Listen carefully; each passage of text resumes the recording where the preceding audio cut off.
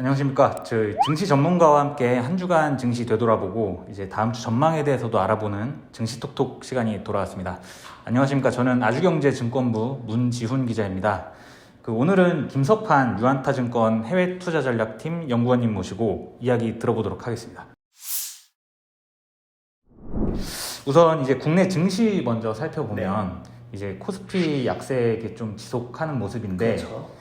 특히 코로나19 재확산 우려가 다시 커지면서 이제 좀 약세인 것 같은데 연구원님께서 보시기에는 좀 어떤 모습이었나요? 일단 코로나 상황 같은 경우에는 국내 증시에 직접적인 영향을 미치고 있다라고 생각은 하지는 않습니다. 왜냐하면 이제 지금 재확산과 관련한 이슈가 지금 이번 주부터 좀 내용이 나오고 있지만 실제로 글로벌 지표들 상황에서 보면 이미 2월 말에서 3월로 넘어오는 시점부터 다시 한번 그 재확산 지수가 올라가고 있는 상황이고요.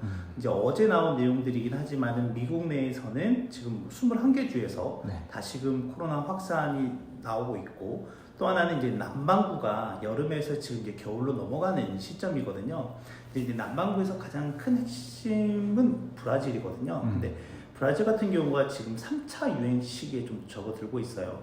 그러니까 백신이 보급되고 있는 상황임에도 불구하고 지금 코로나가 같이 또 유행이 되고 있다라고 하는 점에서 봤을 때 일단 우려스러운 부분이긴 하지만 이제 백신이 지금 계속해서 보급이 되고 있다라는 점에서 봤을 때는 시장에 아주 강력한 악재는 아니다라고 보여집니다. 그동안에는 그 증시가 이제 좀 미국 국채금리 등락에 따라서 이게 좀 민감한 모습을 보였는데 지금도 좀 그런 모습인 걸로 봐야 될지 아니면은 코로나19 확산 쪽으로 좀 시장이 주목하는 게 좀 이동을 한 건지 어떻게 봐야 될까요? 국내 증시로 돌아오면 글로벌 증시와 비슷한 움직임들이 나타나고는 있기는 하는데 저는 3월 들어서 계속 보고 있는 포인트는 뭐냐면 외국인 수급입니다. 우리나라 증시 역사적으로 보더라도 지수 상승에 영향을 많이 미치는 게 역시 외국인의 수급이거든요. 근데 3월달 들어서 보면 지난주 금요일 시점으로 해서 외국인이 순매수에서 순매도로 전환이 됐어요. 그러다 보니까 지수가 좀 반등하는 듯 하다가 다시금 조정 국면에 들어와 있는 거고, 실제 국내 증시는 1월 중순 이후부터 계속해서 거래 대금이 감소하고 있고요. 그 이후에 이제 박스권을 형성을 하고 있는데 중요한 건 여기서 박스권의 고점이 계속 낮아지고 있다는 겁니다. 1월 달에 한 3,200선이었다면 2월 달에 3,100 중반선까지 내려왔다가 지금은 한 3,050에서 3,070선. 근데 오늘 장의 움직임을 보시면은 다시 한번 또 박스권 하단까지 또 지지하는 이런 모습이 좀 나오고 있잖아요. 그래서 당분간 좀 이런 움직임들이 지속이 되긴 할 텐데 결국에는 이러한 기간 조정의 끝에는 이제 특정한 이제 방향성이 좀 정해져야 할 것 같은데, 그 방향성이 개인 투자자들이나 투자하는 사람들의 입장에서는 상방으로 가면은 좋잖아요. 근데 상방으로 갈 수 있는 그런 동력이 될 만한 재료들이 하나 둘씩 소멸이 되고 있습니다. 실제로 가장 많이 기대했던 게 미국의 FOMC 회의라든지 그리고 제롬 파월 연준 의장의 어떤 스탠스 이런 것들이었는데 이제 그런 것들이 시장의 기대치를 좀 벗어나는 결과들이 좀 나오다 보니까 시장에서 좀 기대하고 있는 긍정적인 재료나 모멘텀들이 좀 사라지고 있다라는 점이 좀 시장에서는 약간 비관적인 부분이라고 볼 수가 있겠고, 그럼 이제 결론적으로는 기대해 볼 만한 건 기업 이익입니다. 이제 3월이 끝나고 4월이 되게 되면 이제 분기 결산 실적, 특히 이제 12월 결산법인 기업들은 1분기 실적 발표를 하게 될 예정이거든요. 이제 국내를 비롯해서 미국도 마찬가지고, 그래서 이 기업들의 이익 추정치 또는 이제 결과를 잘 봐야 될 것 같고요. 이 이익 추정치가 중요하긴 한데 그 추정치보다는 작년에 기저효과도 있기 때문에 저는 올해 투자자분들께서 보셔야 할 키포인트는 이 이익의 방향성이라고 생각이 됩니다. 그러니까 항상 이미 작년에 코로나 상황에서 기저효과가 좀 있기 때문에 올해 1분기에 대한 기대감은 상당히 높은 거거든요. 이미 그건 시장에 반영이 됐다라고 본다면 향후 2분기, 3분기, 분기를 거듭할수록 이 기업들의 이익이 같이 동반해서 늘어나는지 또는 늘어나는 업종이 있는지 또는 우리나라 전체 기업 이익이 올라가는지 그 부분을 꼭 잘 체크해야 된다라고 봅니다. 그 글로벌 증시 쪽으로 눈을 돌려서 보면 이제 어떻게 지금 한국 증시랑 좀 양상이 비슷한 걸로 보면 될까요? 어떻게 평가하시나요? 그래도 국내 증시보다 상황이 더 낫지 않을까 생각이 되는데요. 이 와중에도 뭐 S&P라든지 다우지수는 뭐 계속해서 신고가를 만들어냈던 거고요. 이제 국내 증시는 신고가를 만들지 못하고 계속 박스권에서 지리지리하는 모습을 좀 보였던 거고, 미국 증시에서 유독 이제 약했던 거는 이제 성장주가 많이 집중되어 있는 나스닥 지수만 좀 약세의 모습을 좀 보였던 거고요.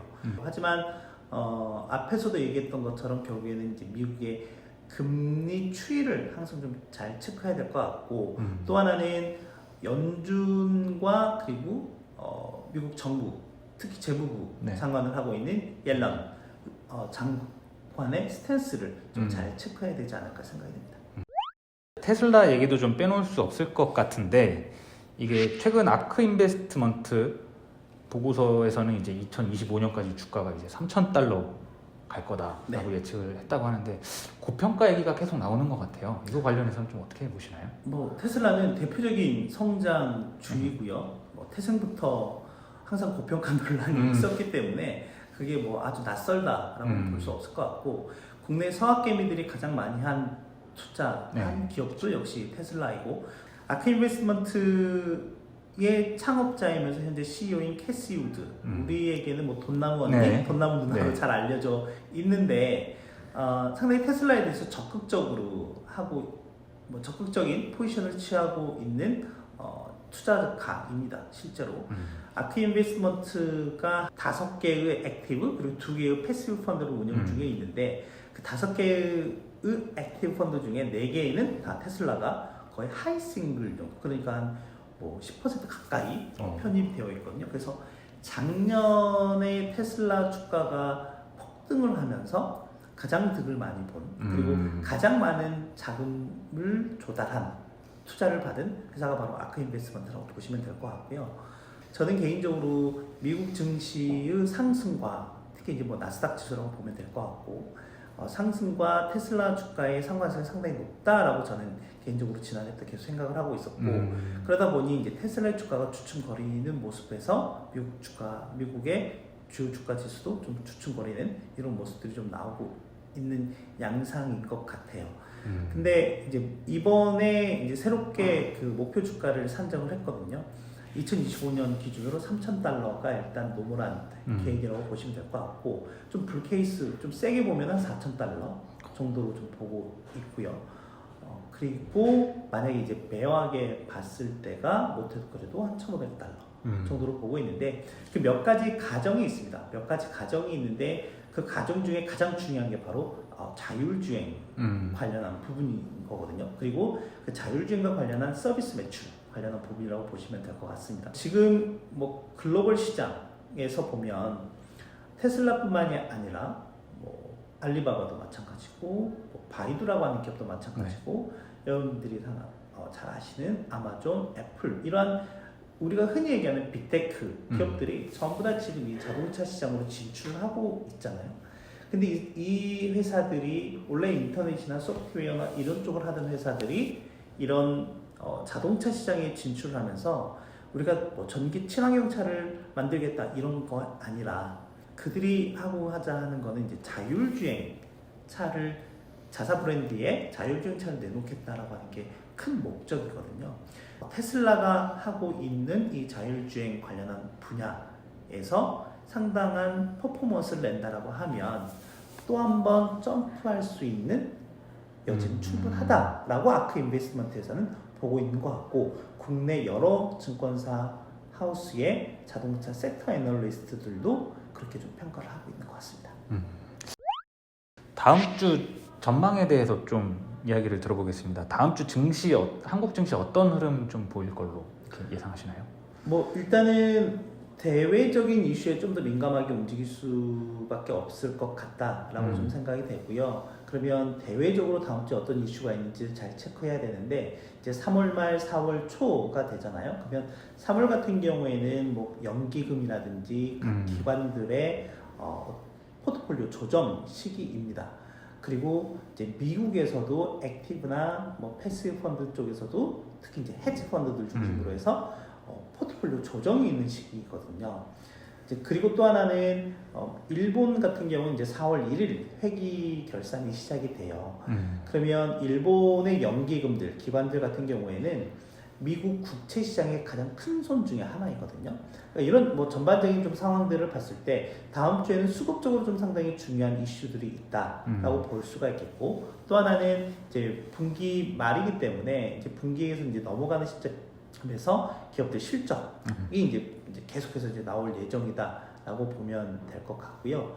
그리고 이제 마지막으로는 이제 매월 초에 발표되는 경제 지표들이 있습니다. 그렇죠. 우리나라에서는 이제 가장 중요한 인디케이터라고 지표 중에 하나가 바로 수출입 동향인데 매월 1일 날 발표가 되기 때문에 그 흐름을 좀 체크해봐야 될 것 같고, 이제 주요국들에서는 각국의 제조업 PMI 지표들이 발표가 될 예정이기 때문에 이 지표들의 움직임이 어땠는지, 실제 2월달 같은 경우에는 이제 3월 초에 발표한 2월 지표 같은 경우에는 2월에 또 기상이변이나 이런 것들이 좀 있어서 부진했긴 했었는데, 또 3월 지표가 발표되는 이제 4월엔 또 얘기가 다르기 때문에 그런 부분들을 좀 체크하셔야 되지 않을까 생각이 듭니다.